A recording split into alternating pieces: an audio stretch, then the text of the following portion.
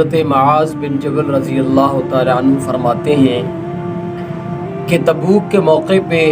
ہم حضور نبی کریم صلی اللہ علیہ وسلم کے ساتھ سفر کر رہے تھے، اور یاد رکھیں تبوک کے موقع پر حضور نبی کریم صلی اللہ علیہ وسلم کے ساتھ تقریباً 30,000 کے قریب کا لشکر تھا۔ حضرت معاذ بن جبل فرماتے ہیں کہ ہم تھوڑی دیر چلتے تھے، دن کو چلتے، رات کو آرام کرتے، اور پھر صبح کو اٹھ کے پھر سفر کرنا شروع کر دیتے۔ کہتے ہیں ایک دن ہم نے رات کو سکون کیا اور صبح ہوئی، حضور نبی کریم صلی اللہ علیہ وسلم نے ہمیں فجر کی نماز پڑھائی، اور نماز پڑھ کے ہم نکلے۔ تو کیونکہ ہوتا یہ تھا کہ دھوپ کے نکلنے سے پہلے جتنا ہو سکے سفر کر لیا جائے، تو فرمایا ہم نکلے تو کچھ لوگ جنہوں نے آرام نہیں کیا تھا، اور ہم خود بھی فرماتے میری بھی یہ حالت تھی کہ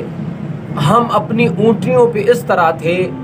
کہ لوگ نیند کر رہے تھے، نیند میں تھے، تو اونٹنیاں بے مہار ہو گئی، بے لگام ہو گئی۔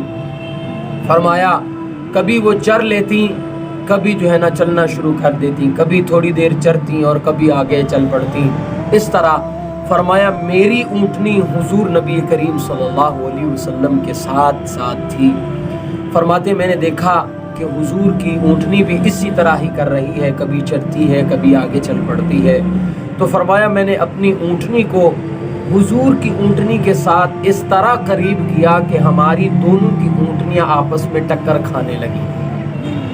اور میں نے ادھر ادھر دیکھا تو کوئی بھی حضور کے قریب نہیں تھا۔ فرماتے ہیں کہ جب میری اونٹنی حضور کی اونٹنی کے قریب ہوئی، میں نے اس کو سائیڈ پہ کرنے کے لیے جب اس کی مہار کو کھینچا تو وہ میرے سے بدکی، جیسے ہی بدکی تو حضور نبی کریم صلی اللہ علیہ وسلم کی اونٹنی بھی ایسے ہوئی، ڈر گئی۔ تو حضور نے وہ پردے کے اندر سے منہ اٹھایا، منہ باہر نکالا، دیکھا تو حضور نے یہاں پہ ایک تذکرہ فرمایا کہ کہاں گئے ہیں وہ لوگ، کیونکہ حضور کے تحفظ کا بھی معاملہ تھا، حضور کی حفاظت کا بھی معاملہ تھا۔ حضور نے یہ فرمایا، اور پھر حضرت معاذ بن جبل رضی اللہ تعالیٰ عنہ نے، یہاں پر میں اپنے انداز میں کہتا ہوں کہ حضرت معاذ نے اپنے نمبر نہیں بنائے، یہ نہیں کہا کہ ہاں وہ آپ کے قریب نہیں ہے، ہاں وہ غفلت میں ہے، نہیں، بلکہ حضرت معاذ بن جبل رضی اللہ تعالیٰ عنہ نے فرمایا یہ حضور کی تربیت کا اثر تھا کہ اپنے آپ کو اچھا نہیں سمجھنا، اپنے نمبر نہیں بنانے، اپنے آپ کو بڑا نہیں کہلوانا، بلکہ دوسروں کی مجبوریوں کے اوپر نظر ڈالنی ہے۔ تو حضرت معاذ فرماتے ہیں، انہوں نے فرمایا کہ میں نے فرمایا اللہ کے نبی، صحابہ نے نیند نہیں کی تھی، ساتھیوں نے، وہ نیند کی حالت میں ہیں، جا رہے ہیں، ہم آپ کے ساتھ ہیں۔ تو حضرت معاذ فرماتے ہیں جب میں نے دیکھا کہ یہاں پہ کوئی بھی نہیں ہے تو میں نے حضور سے ایک سوال کرنا چاہا۔ میں نے فرمایا اللہ کے نبی، میں آپ سے ایک بات پوچھنا چاہتا ہوں، جس بات نے مجھے کمزور کر دیا، جس بات نے مجھے خوف میں ڈال دیا، جس بات کی وجہ سے میری یہ حالت ہو گئی ہے، میں آپ سے وہ پوچھنا چاہتا ہوں۔ تو حضور نبی کریم صلی اللہ علیہ وسلم نے کیا فرمایا؟ فرمایا سل ما شئتا، اے معاذ آپ پوچھیں جو پوچھنا چاہتے ہیں، قربان جاؤں۔ پھر حضرت معاذ بن جبل رضی اللہ تعالیٰ عنہ نے وہ بات کی، اور وہ بات ہر مومن کے لیے ضروری ہے کہ وہ اپنے ذہن میں رکھے اور اس کی فکر ہو۔ اور کبار صحابہ کرام، فقہائے صحابہ کرام رضی اللہ تعالیٰ عنہ کی یہی حالت ہوتی تھی کہ جو حضرت معاذ بن جبل رضی اللہ تعالیٰ عنہ نے پوچھی۔ فرمایا اللہ کے نبی مجھے ایسا کام بتا دے جس کی وجہ سے میں جنت میں چلا جاؤں، بس میں نے آپ سے یہ بات پوچھنی ہے۔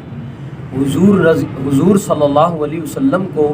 اس بات سے اتنی خوشی ہوئی کہ حضور نے فرمایا اے معاذ آپ نے بہت اچھا سوال کیا ہے، بہت کمال کی بات پوچھی ہے آپ نے مجھ سے۔ تو حضرت معاذ بن جبل رضی اللہ تعالیٰ عنہ کے سوال پہ حضور نے پھر جواب دیا، کیا فرمایا؟ ان تؤمن باللہ والیوم الآخر، کہ تو ایمان لا اللہ کی ذات پہ اور آخرت کے دن پر تو ایمان لا۔ ایمان تو ہر کسی کا ہے، لیکن ہمیں یقین ہو جائے کہ اگر ظلم کرنے والا کوئی ظلم کر رہا ہے، نا انصافی کرنے والا نا انصافی کر رہا ہے،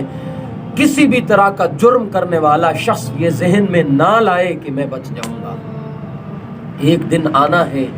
کہ جب اللہ رب العزت نے انصاف کرنا ہے، تو ہمارا یقین ہو ان تؤمن باللہ والیوم الآخر، اللہ کی ذات اور آخرت کے دن پر ایمان لاؤ۔ اور فرمایا آگے وتقیم الصلاۃ وتؤتی الزکاۃ، تو نماز پڑھ اور زکوٰۃ ادا کر، اور نماز اس طرح پڑھ کہ ان تشرک باللہ، کہ تو کسی کو اللہ کی ذات کے ساتھ شریک نہ کر۔ جو آدمی ان باتوں پر عمل کر لے گا، اللہ رب العزت کے پیارے حبیب صلی اللہ علیہ وسلم نے فرمایا اللہ اس کو ضرور جنت میں داخل فرمائیں گے۔ اس لیے محترم بھائیو، بزرگوں، دوستو، ہمیں چاہیے کہ ہم حضور نبی کریم صلی اللہ علیہ وسلم کی ان نصائح پر عمل کریں، اپنی زندگی میں یقین لائیں۔ جب یقین آئے گا تو گناہ نہیں ہوگا۔ جب نماز کا یقین دل میں آئے گا کہ نماز سے ہر چیز اللہ بناتے ہیں، تو نماز نہیں چھوٹے گی۔ جب پتہ ہوگا صدقہ زکوٰۃ دینے سے مال کم نہیں ہوگا، یقین ہو جائے گا اس دن زکوٰۃ دینے والے ضرور زکوٰۃ دیں گے، اس دن صدقہ خیرات کرنے والے سب ہوں گے، لینے والا کوئی نہیں ہوگا۔ اللہ رب العزت سے دعا ہے اللہ مجھے آپ کو ہم سب کو اس حدیث پر عمل